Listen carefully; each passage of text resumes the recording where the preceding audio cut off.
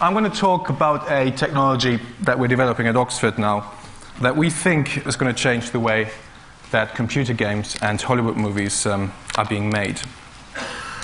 That technology is simulating humans. It's simulated humans with a simulated body and a simulated nervous system to control that body. Now, before I talk more about that technology, let's have a quick look at what human characters look like at the moment in computer games. This is a clip from a game called Grand Theft Auto 3. We already saw that briefly yesterday. And what you can see is, it is actually a very good game. It's one of the most successful games of all times. But what you'll see is that all the animations in this game are very repetitive. They pretty much look the same. I've made him run into a wall here over and over again. And you can see it looks always the same. The reason for that is that these characters are actually not real characters. They are a graphical visualization of a character. To produce these animations, an animator at a studio has to anticipate what's going to happen in the actual game, and then has to animate that particular sequence. So he or she sits down, animates it, tries to anticipate what's going to happen, and then these particular animations are just played back at appropriate times in the computer game. Now, the result of that is that you can't have real interactivity. All you have is animations that are played back at more or less the appropriate times. It also means that games aren't really going to be as surprising as they could be, because you only get out of it, at least in terms of the character, what you actually put into it. There's no real emergence there. And thirdly, as I said, most of the animations look very repetitive because of that. Now, the only way to get around that is to actually simulate the human body and to simulate that bit of the nervous system of the brain that controls that body. And maybe if I could have you for a quick demonstration to show what the difference is. Because, I mean, it's very trivial. If I push Chris a bit like this, for example, he'll react to it. If I push him from a different angle, he'll react to it differently. And that's because he has a physical body, and because he has the motor skills to control that body. It's a very trivial thing. It's not something you get in computer games at the moment at all. Thank you very much. That's it? That's it, yeah. So that's what we're trying to simulate. Not Chris specifically, I should say, but human in general. Now, we started working on this a while ago at Oxford University, and we tried to start very simply. What we tried to do was teach a stick figure how to walk. That stick figure is physically simulated. You can see it here on the screen. So it's subject to gravity, has joints, etc. So if you just run the simulation, it'll just collapse like this. The tricky bit is now to put a controller, AI control, in it that actually makes it work. For that, we used a neural network, which we based on that part of the nervous system that we have in our spine that controls walking in humans. It's called the central pattern generator. So we simulated that as well. And then the really tricky bit is to teach that network how to walk. For that, we used artificial evolution, genetic algorithms. We heard about those already yesterday, and I suppose that most of you are familiar with that already. But just briefly, the concept is that you create a large number of different individuals, neural networks in this case, all of which are random at the beginning. You hook these up, in this case, to the virtual muscles of that two-legged creature here, and hope that it does something interesting. At the beginning, they're all going to be very boring. Most of them won't move at all, but some of them might make a tiny step. Those are then selected by the algorithm, reproduced with mutation and recombination, so introduce sex as well, and you repeat that process over and over again until you have something that walks, in this case, in a straight line like this. So that was the idea behind this. When we started this, I set up a simulation one evening. It took about 3 to 4 hours to run the simulation.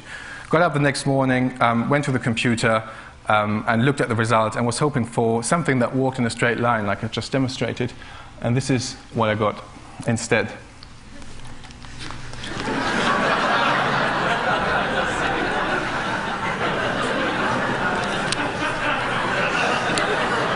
So it was back to the drawing board for us. We did get it to work eventually, after tweaking bits here and there. And this is an example of a successful evolutionary run. So what you'll see in a moment is a very simple biped that's learning how to walk using artificial evolution. At the beginning, it can't walk at all, but it'll get better and better over time. So this is the one that can't walk at all.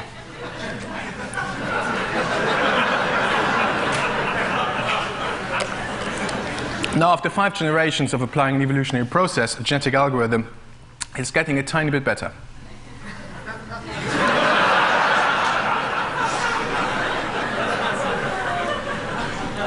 Generation 10, and it'll take a few steps more. Still not quite there. But now after generation 20, it actually walks in a straight line without falling over. That was the real breakthrough for us. It was academically quite a challenging project, and once we had reached that stage, we were quite confident that we could try and do other things as well with this approach, actually simulating the body and simulating that part of the nervous system that controls it. Now, at this stage, it also became clear that this could be very exciting for things like computer games or online worlds. So what you see here is the character standing there, and there's an obstacle in his way that we put in its way. And what you see is it's going to fall over the obstacle.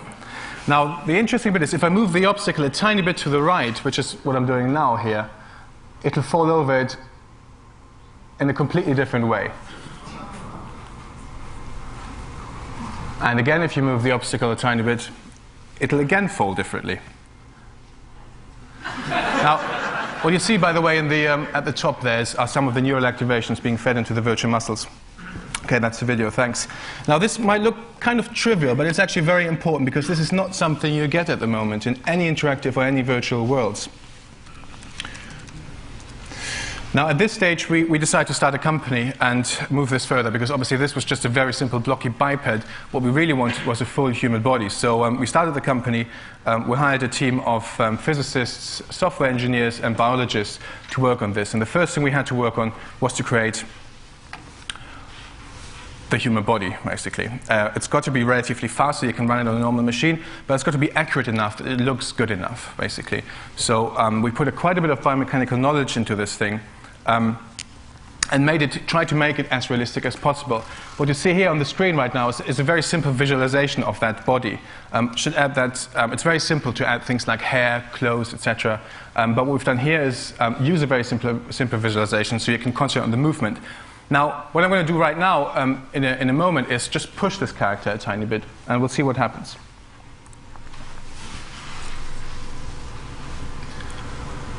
Nothing really interesting, basically. It folds over, but it folds over like a rag doll, basically. The reason for that is that there's no intelligence in it. It becomes interesting when you put artificial intelligence into it. So this character now has motor skills in the upper body. Nothing in the legs yet in this particular one. But what it will do, I'm going to push it again. It will realize autonomously that it's being pushed. It's going to stick out its hands, and it's going to turn around into the fall and try and catch the fall.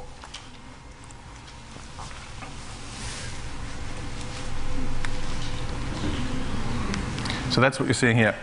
Now, it gets really interesting if you then add the AI for the lower part of the body as well. So here we've got the same character. I'm going to push it a bit harder now, harder than I just pushed Chris. But what you'll see is, so again, it's going to receive a push now from the left. What you see is it takes steps backwards. It tries to counterbalance. It tries to look at the place where it thinks it's going to land. I'll show you this again. And then finally hits the floor. Now, this becomes really exciting when you push that character in different directions, again, just as I've done. That's something that you cannot do right now. At the moment, you only have empty computer graphics in games. What this is now is a real simulation, and that's what I want to show you now. So here's the same character with the same behavior I've just shown you, but now I'm just going to push it from different directions. First, starting with a push from the right. This is all slow motion, by the way, so we can see what's going on. Now, the angle will have changed a tiny bit, so you can see that the reaction is different. Again, a push, now this time from the front. And you see it falls differently, and now from the left. And it falls differently. That was really exciting for us to see that. That was the first time we've seen that. This is, by the way, the first time the public sees this as well, because we have been in stealth mode. I haven't shown this to anybody yet. Now, just a fun thing, what happens if you put that character, this is now a wooden version of it, but it's got the same AI in it, what if you put that character on a slippery surface like ice? We just did that for a laugh, just to see what happens. And this is what happens.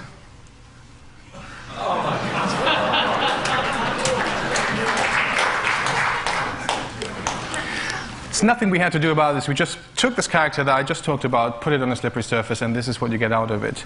Now, that's a really fascinating thing about this approach. Now, when we went to film studios and games developers and showed them that technology, got a very good response. And what they said was the first thing they need immediately is virtual stuntmen. Because stunts are obviously very dangerous, they're very expensive, and there are a lot of stunt scenes that you cannot do, obviously, because you can't really allow the stuntman to be seriously hurt. So they wanted to have a digital version of a stuntman, and that's what we've been working on for the past few months, and that's our first product that we're going to release in a couple of weeks. So here are just a few very simple scenes of the guy just being kicked. That's what people want, that's what we're giving them.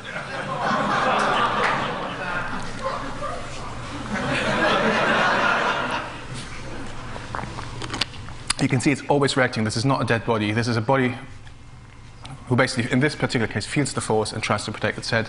And here I think it's quite a big blow again. You feel kind of sorry for that thing. And we've seen it so many times now, we don't really care anymore. But there are much worse videos than this, by the way, which I have taken out. But now here's another one. What people wanted as a behavior was to have an explosion, a strong force applied to the character, and have the character react to it in midair, so that you don't have a character that looks limp, but actually a character that you can use in an action film straight away that looks kind of alive in midair as well. So this character is going to be hit by a force, it's going to realize it's in the air, and it's going to try and, well, stick out its arm in the direction where it's landing. That's one angle, here's another angle. We now think that the realism we're achieving with this is good enough to be used in films. And let's just have a look at a slightly different visualization. This is something I just got last night from an animation studio in London who are using our software and experimenting with it right now. So this is exactly the same behavior that you saw, but in a slightly better rendered version. So if you look at the character carefully, you see there are lots of body movements going on, none of which you have to animate like in the old days. An animator had to actually animate them. This is all happening automatically in the simulation. This is a slightly different angle.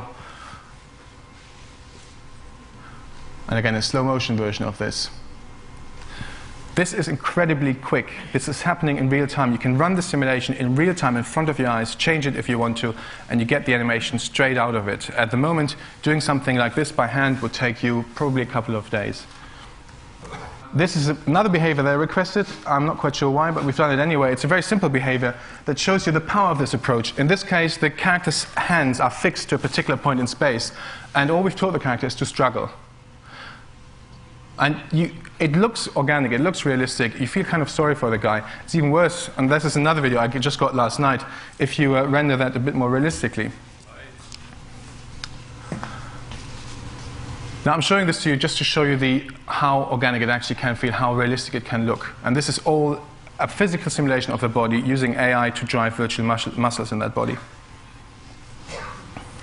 Now, one thing we just did for a laugh was to create a slightly more complex stunt scene. And one of the most famous stunts is the one where James Bond jumps off a dam in Switzerland and then is caught by a bungee.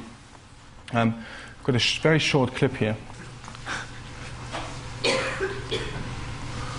Yeah, you can just about see it here. This case that we were using a real stunt was a very dangerous stunt. It was just voted, I think, in the Sunday Times as one of the most impressive stunts. Now, we've just tried and looked at our character and asked ourselves, can we do that ourselves as well? Can we use a physical simulation of the character, use artificial intelligence, put that artificial intelligence into the character, drive virtual muscles, simulate the way he jumps off the dam, and then skydive afterwards and have him caught by a bungee afterwards. We did that. It took about, altogether, just 2 hours pretty much to create the simulation. And that's what it looks like here.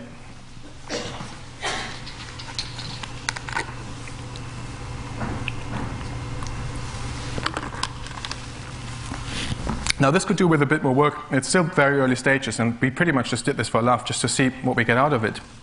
But what we found over the past few months is that this approach that we pretty much stumbled upon is incredibly powerful. We are ourselves surprised what you actually get out of the simulations. There's very often very surprising behavior that you didn't predict before. And there's so many things we can do with this right now. The first thing, as I said, is going to be virtual stuntmen. Several studios are using the software now to produce virtual stuntmen, and they're going to hit the screen quite soon, actually, for some major productions. The second thing is video games. With this technology, video games will look different and they will feel very different. For the first time, you'll have actors that really feel very interactive, that have a real body that really react. I think that's going to be incredibly exciting. It's probably starting with sports games, which are going to become much more interactive. But I particularly am really excited about using this technology in online worlds, like There, for example, that Tom Elcher has shown us.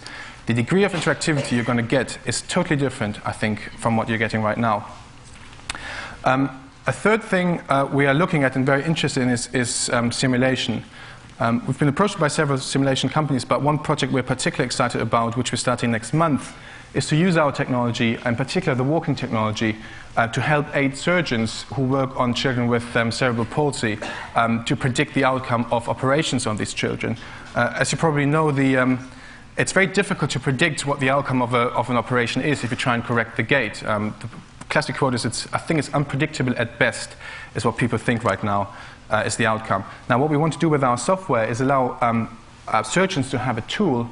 We're going to simulate the gait of a particular child, and the surgeon can then work on that simulation and try out different ways to improve that gait before he actually commits to an actual surgery. That's one project we're particularly excited about, and that's going to start next month. Just finally, this is only just the beginning. We can only do several behaviors right now. The AI isn't good enough to simulate a full human body. Well, the body, yes, but not all the motor skills that we have. And I think we're only there if we can have something like ballet dancing. Right now we don't have that, but I'm very sure that we will be able to do that at some stage. We do have one unintentional dancer, actually, which the last thing I wanted to show you. This was an AI controller that was produced and evolved, half evolved, I should say, to produce balance, basically. So you kick the guy, and the guy is supposed to counterbalance. That's what we thought was going to come out of this, but this is what emerged out of it in the end.